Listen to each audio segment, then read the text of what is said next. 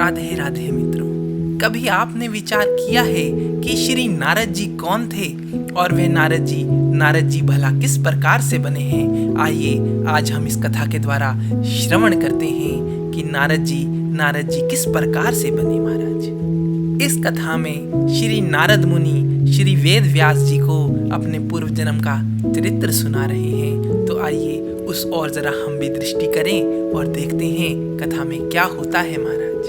नारद मुनि जी श्री व्यासदेव जी से कह रहे हैं कि मैं अपने पिछले कल्प के पुनर्जन्म में एक वेदवादी ब्राह्मण की दासी का पुत्र था महाराज। कुछ योगी वर्षा ऋतु में एक स्थान पर चतुर्मास्य कर रहे थे।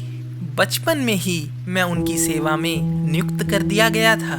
नारद जी कहते हैं कि मैं यद्यपि बालक था फिर भी किसी तरह की चंचलता नहीं करता था महाराज। मैं जितेंद्रिय था, खेल कूद से दूर रहता था और नियम अनुसार सेवा किया करता था महाराज। मैं बोलता भी बहुत कम था। मेरे इस स्वभाव को देखकर समदर्शी मुनियों ने मुझे अपनी सेवा में नियुक्त कर लिया महाराज।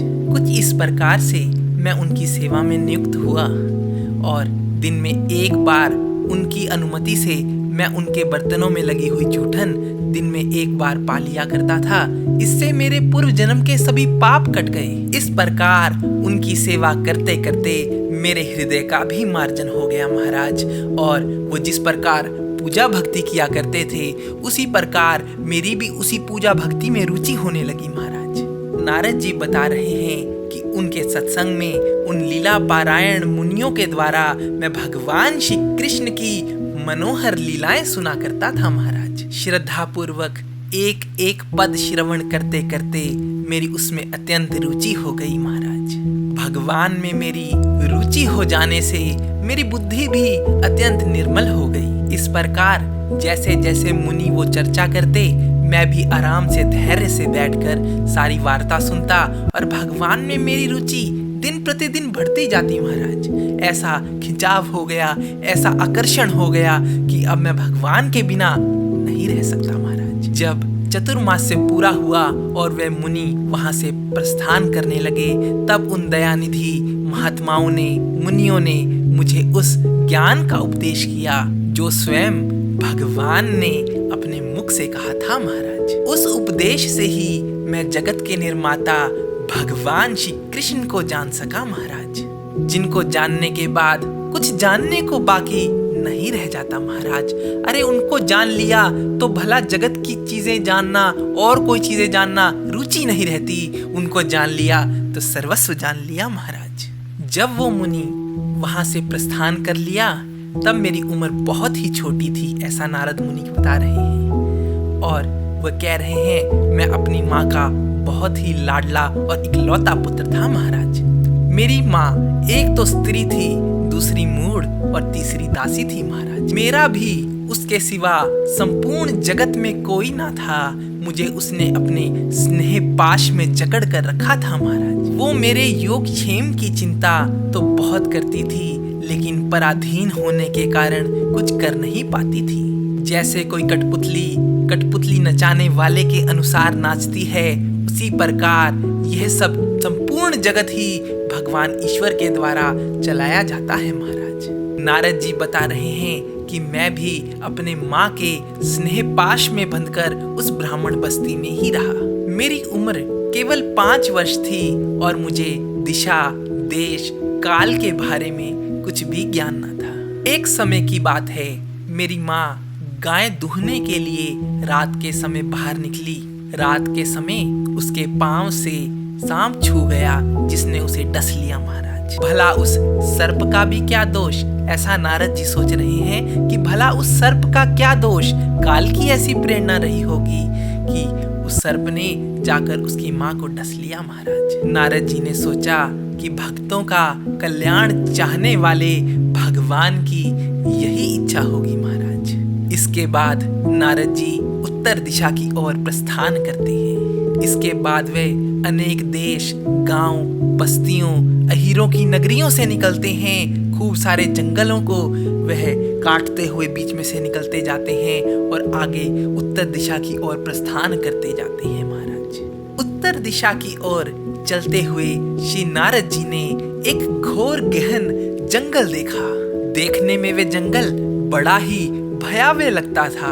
चलते चलते श्री नारद जी की इंद्रियां और शरीर शिथिल हो गए थे। उनको भूख और प्यास भी बहुत लगी थी महाराज। वहां उन्हें एक नदी मिली जिसमें जाकर उन्होंने स्नान किया और आचमन किया महाराज। इससे उनकी थकावट मिट गई और वह एक पीपल के वृक्ष के नीचे आसन लगाकर बैठ गए। और उन महात्माओं से श्री नारद जी ने जैसा जैसा सुना था उसी प्रकार वे भगवान का ध्यान लगाने लगे महाराज। ऐसा करते करते उनके नैनों से अश्रु छलक आए और हृदय में भगवान श्री कृष्ण प्रकट हो गए महाराज। इससे उनका रोम रोम पुलकित हो उठा और हृदय मन शांत और शीतल हो गया महाराज। नारद जी तो ध्यान में ऐसे डूब गए कि उन्हें अपना तनिक भी भान ना रहा। उनको अपने शरीर की सुध ना रही महाराज। भगवान का वह रूप समस्त शोकों का नाश करने वाला और अत्यंत लुभावना था महाराज। तभी अचानक नारद जी क्या देखते हैं कि भगवान की छवि जो उनके हृदय में प्रकट हुई थी वो अचानक से गायब हो जाती है।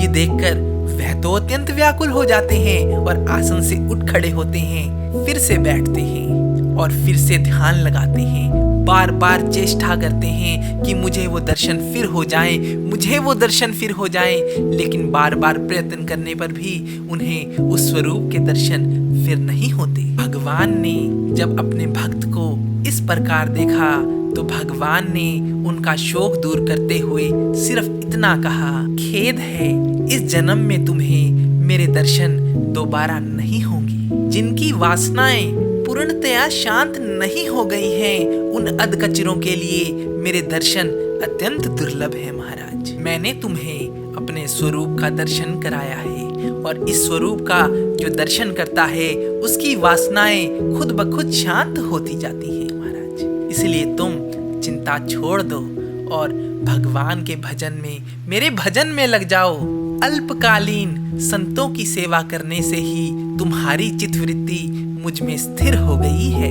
अब तुम इस प्रकृति मलिन शरीर को छोड़कर मेरे पार्षद हो जाओगे महाराज।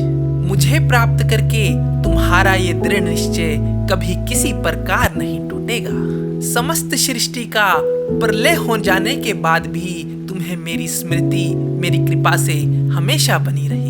आकाश के समान सर्वशक्तिमान महान परमात्मा इतना कहकर चुप हो गए महाराज। इसके बाद श्री नारद जी ने तो भगवान को दंडवत प्रणाम किया महाराज। और तभी से श्री नारद मुनि भगवान की लीलाओं कथाओं का गान करते हुए घूमने लगे, सारी लज्जा त्याग कर। वो तो हरि बोल हरि नाम नारायण कृष्ण गोविंद हरे मुरारी, हे नाथ नारायण वासुदेवा कीर्तन करते रहते। जहां भी जाते भगवान नामों का उच्चारण करते और अपनी मृत्यु का इंतजार करने लगे महाराज। इस प्रकार उनका हृदय शुद्ध हो गया, सारी आसक्ति मिट गई।